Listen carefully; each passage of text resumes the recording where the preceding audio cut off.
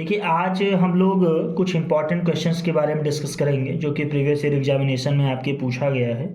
यहाँ पे हमने कुछ क्वेश्चंस को पुट किया है। जैसे पहला क्वेश्चन आप देखिए, P sine theta is equal to Q cos theta, तो कोस थीटा का मान क्या होगा। दूसरा, 3x² plus 5x minus Q is equal to 0 के मूल बराबर हैं, तो क्यू का मान क्या होगा। तीसरा, समांतर श्रेणी -62 -59 एंड सो ऑन 7 10 का 11वां पद क्या होगा। पीई की वैल्यू 0.05, तो पीई नॉट का मान क्या होगा। Question number 5, DE parallel BC, तो सीई की माप क्या होगी। तो ये आपका ट्रायंगल में एडी दिया है, बीडी दिया है, एई दिया है और ईसी आपकी वैल्यू पूछ रहा है। एंड द सिक्स क्वेश्चन ही कि 1/2 सेंटीमीटर व्यास के गोले का पृष्ठ क्या होगा। संख्याओं 182 78 का एचसीएफ क्या होगा। बेलन के आधार की ऊंचाई 3.5 सेंटीमीटर, यदि उसकी ऊंचाई 8.4 तो उसका अवकल पृष्ठ क्षेत्रफल क्या होगा। द्विघात समीकरण x² प्लस x -1 बराबर 0, तो उसका व्युत्तर क्या होगा। आगे देखें, सारणी का माध्य क्या होगा। वर्गांतराल ये दिया है, बारंबारता ये दिया है। तो पहले चलते हैं इसके हम अब सॉल्यूशन की तरफ।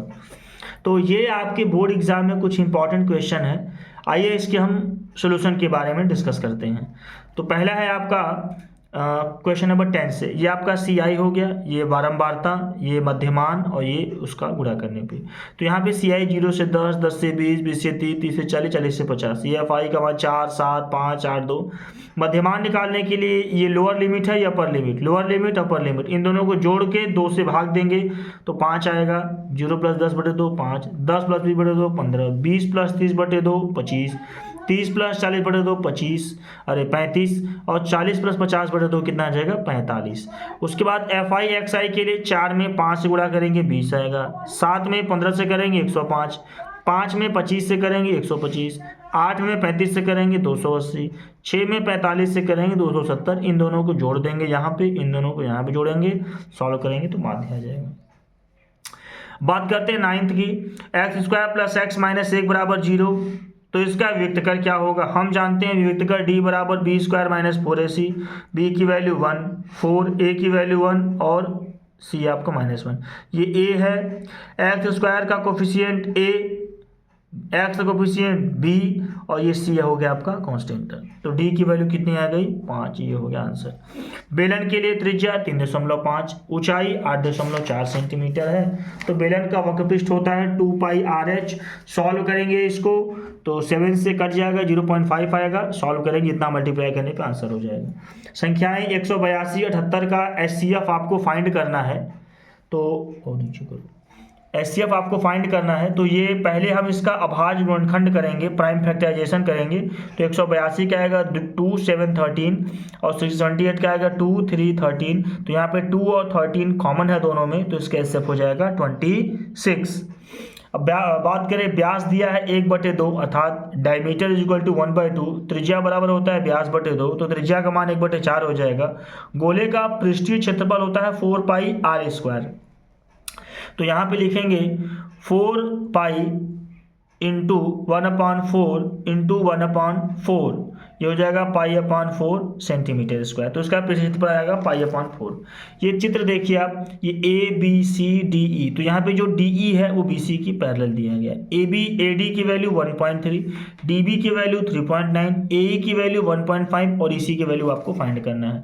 जब ये दोनों आपस में पैरेलल तो इनका रेशियो भी आपस में बराबर होगा। ए डी बटे बी डी बराबर ए ई बटे ई सी। सॉल्व करेंगे तो ई सी की वैल्यू 4.5, पीई की वैल्यू 0.05, पीई नॉट की वैल्यू आपको फाइंड करनी है। हम जानते हैं कि किसी भी घटना के घटित होने की प्रायिकता तथा घटना घटित ना होने की प्रायिकता का मान 1 के बराबर होता है, योगफल।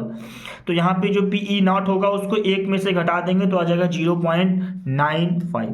आते हैं नेक्स्ट पार्ट की तरफ। ये आपका तीसरा सोल्यूशन है। ये आपकी समांतर श्रेणी दी गई है -62 -59 एंड सो ऑन डॉट 7 10। तो इसका 11वां पद, ए का मान दिया है -62 मतलब प्रथम पद।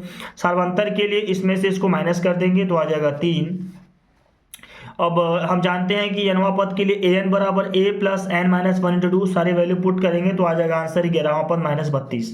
3x² plus 5x minus Q equal to 0 के मूल बराबर है तो क्यू का मान, जब मूल बराबर होते हैं तो जो विविक्तकर d बराबर b² माइनस 4ac होता है उसको हम 0 के बराबर करते हैं। सॉल्व करेंगे तो क्यू की वैल्यू आ जाएगी -25/12। आगे देखते हैं p साइन थीटा बराबर q कॉस थीटा, तो कोसेक थीटा की वैल्यू क्या होगी।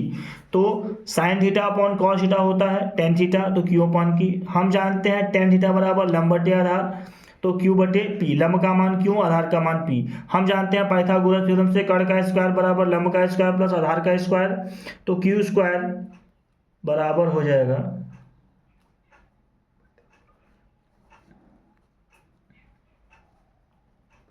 ठीक। तो यहाँ पे जो कर्ण स्क्वायर का मान हो जाएगा, कर्ण का मान हो जाएगा Q square plus P square. हम जानते हैं कोसेक थीटा बराबर कर्ण बटे लंब अर्थात Q square plus P square root में अपॉन क्यू आ जाएगा कोसेक थीटा का आंसर।